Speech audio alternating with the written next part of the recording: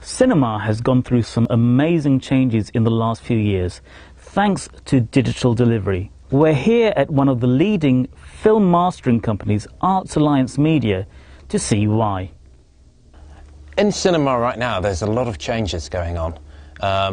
The industry is moving from 35mm to digital, which many people think happened years ago, but in fact has only just started kicking off. Digital is much more advantageous for the cinemas, for studios, and indeed for the actual consumer who's sat there in the cinema street. It offers us things such as 3D, which wasn't possible under 35mm. It cuts down the prices of actually making prints, so smaller independent companies can actually get their movies out to many cinemas at once rather than just having one print that travels around the country.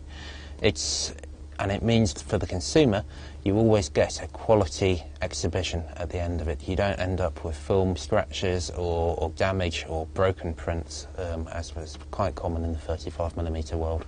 In the mastering room, we have a series of machines that allow us to do the actual mastering work. They handle the conversion from tape format or from hard drive format across to the digital cinema package format. With everything that we do, we have to place it in an environment that you would have at a normal cinema. So the room we're in right now, the cinema, is a normal standard setup that allows you to actually run that content out onto a screen. We have machine rooms with lots and lots of spinning disks in them in order to allow us to handle the big amounts of data we're dealing with, the sort of 3 to 4 terabyte films that we're actually compressing down.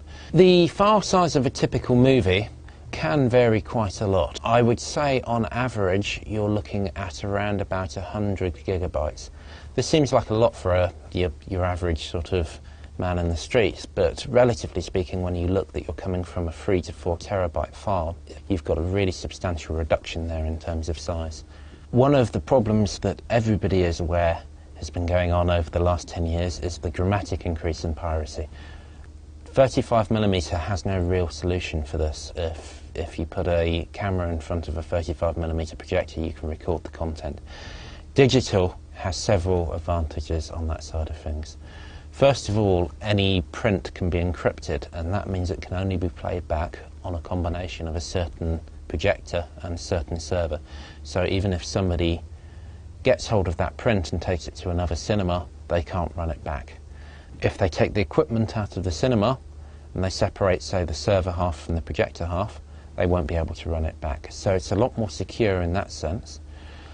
The second major advantage in security is something called watermarking. And watermarking is a process that the server and projector can apply when the film is played out to mark the exact date, time and location of that playout. That's hidden in the picture in a way that doesn't take away from the viewer, but can be captured and actually analysed from a recorded copy. So if somebody takes a handycam into a cinema, records their film, it goes out onto the internet, we can tell when and where that happened, and even potentially from CCTV footage who did it. The way that the industry currently distributes digital cinema prints is evolving as we speak.